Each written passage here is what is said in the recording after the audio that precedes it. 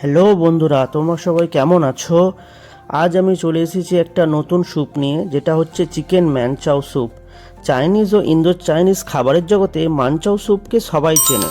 এই স্যুপ অত্যন্ত জনপ্রিয় এবং মুখরোচক নাম। তো চলো দেখে নেওয়া যাক এই স্যুপটি আমি কি করে বানাচ্ছি। এই স্যুপে আমরা কি কি দিচ্ছি। দেখো, এর জন্য আমরা রিফাইন্ড অয়েল নিয়ে নিয়েছি, আমরা সবজি নিয়ে নিয়েছি, এর মধ্যে মাশরুম, ক্যাবেজ, ক্যারেট সব আছে। তারপরে রসুন নিয়ে নিয়েছি, জিঞ্জার নিয়ে নিয়েছি, সল্ট, সুগার আর অ্যারোমেটিক পাউডার আর বয়েলড চিকেন নিয়ে নিয়েছি। তার সাথে সয়া সস আছে, আন্ডা আছে, কর্নফ্লাওয়ার আছে, টমেটো কেচাপ আছে, চিলি পেস্ট আছে আর রিফাইন্ড অয়েল আর একটু বাটার। তো চলো দেখে না যে কী করে বানাই। সর্বপ্রথম কড়াইতে তেল দিতে হবে। তেলটা যখন একটু ভালো করে গরম হয়ে যাবে, তার মধ্যে দিয়ে দেবে তোমরা রসুন আর আদা টুকরো টুকরো করে কেটে নেওয়া, সেগুলো তোমরা দিয়ে দেবে। ভালো করে এর মধ্যে ভেজে নিয়ে এর মধ্যে সব সবজিগুলো দিয়ে দেবে, যার মধ্যে ছিল বাঁধাকপি, দেন মাশরুম, গাজর। এই সবজিগুলোকে ভালো করে ভেজে নেবে। তারপরে এর মধ্যে চিলি পেস্ট দিয়ে দেবে, চিলি পেস্ট আর টমেটো কেচাপ দিয়ে ভালো করে নেড়ে এটাকে ভালো করে সুন্দর করে ভেজে নিতে হবে। তারপরে এর মধ্যে আমরা দিয়ে দেবো সয়া সস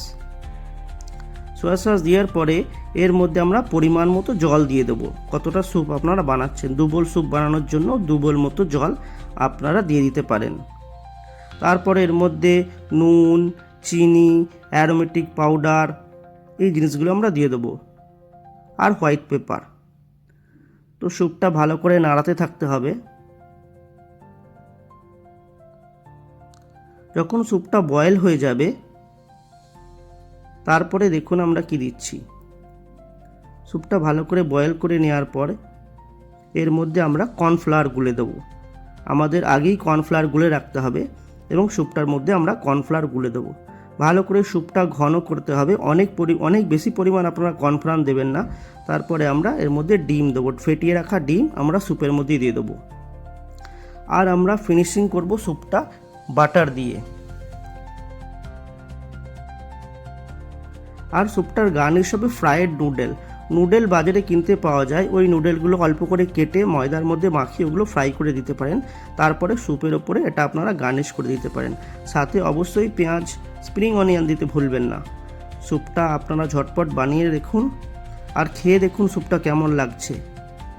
অবশ্যই আমাকে কমেন্ট করে জানাবেন। আর এর মধ্যে চিকেনের টুকরো আমি আগে থাকতে রোস্ট করে নিয়েছিলাম, সেই চিকেনের টুকরোগুলো আমরা এর মধ্যে দিয়ে দিলাম।